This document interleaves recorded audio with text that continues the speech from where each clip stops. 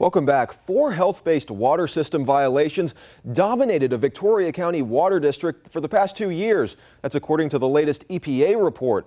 The culprit turned out to be arsenic contamination above the legal limit the Texas Commission on Environmental Quality allows.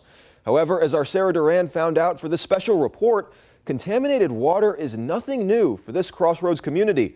In fact, some residents say they've had poor drinking water for decades. There are 12 water districts in Victoria County. Now, each of those districts cater to the residents that reside in their respective areas. 11 of those water districts check out, meaning their water is clean and free of dangerous levels of chemicals. But that just leaves one water district that is continuously in violation with the state of Texas. So I checked in to find out why they didn't. Check out. When I came here, I wouldn't drink the water at all. Placido, Texas. A cozy town tucked away in the southeast side of the county. Above ground, it's a paradise for the more than 600 residents who want to live secluded in the Crossroads. But below it stunk so bad and it was so dirty. A secret most people in town or on the water board didn't originally want to talk about on camera. Of the 12 water systems in the county, Victoria County Water Control and Improvement District 2 received a total of 4 water violations in 2015.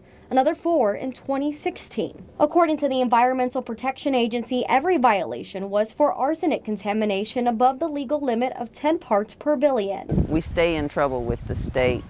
A lot of people complain about the water. Personally, I buy my water. For more than 20 years, Kathy Moses says she has never consumed the water from her home's faucet. It's not brown or orange. They're fixing to work on the sewer, and they're also changing out the pipes so that we can have clean water. Across town, Maria Solario agrees the water inside the pipes have a bad reputation. If a person has a problem, they need to go and express the problem there. But as someone who attends meetings regularly, she says the WCID board is working to change that. I used to complain, and I still do, but when I have something, they've always worked with me. When I have a problem, I can call, Mary Zapata. In my first attempt to interview Zapata, who is head of the WCID board, I received a statement about the new water tanks the board was installing to, quote, provide clean drinking water to all residents of Placido, quote. If you feel that something's not done, that's why you have your board, and the board will get back with you. Go ahead and get started with our monthly meeting. Board met earlier in May for a public meeting. You may want to ask the whole board if they're willing to go ahead and be on camera. I was there. This is also a public meeting, too. Again, they were hesitant around our cameras, but finally decided to talk. I know that sometimes our community thinks it's like an overnight issue, but it's not. It does take some time for it to get to this point. Zapata is referring to the 3 water tanks that were installed by a Kirbyville company called Simply Aquatics in February. The first stage was implementing and placing the tanks.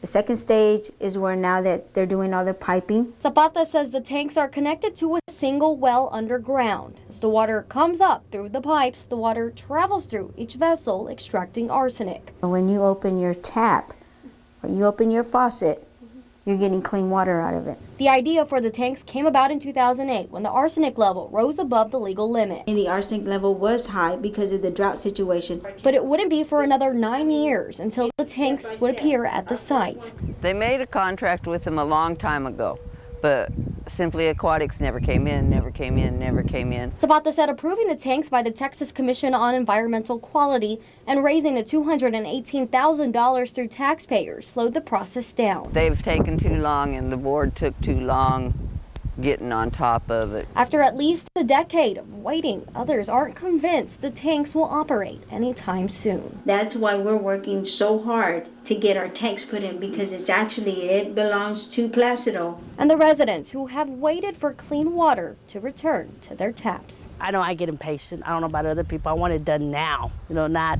tomorrow or the next day. But I think that all in all, I think that they are trying, and I think, we've been patient. Zapata says after missing their April deadline, they plan to have the tanks operating by the end of this month. After they are installed, Simply Aquatics will monitor the tanks up to a year to ensure they are extracting arsenic as they should. Zapata, along with residents, say they're hopeful this will solve the arsenic problem.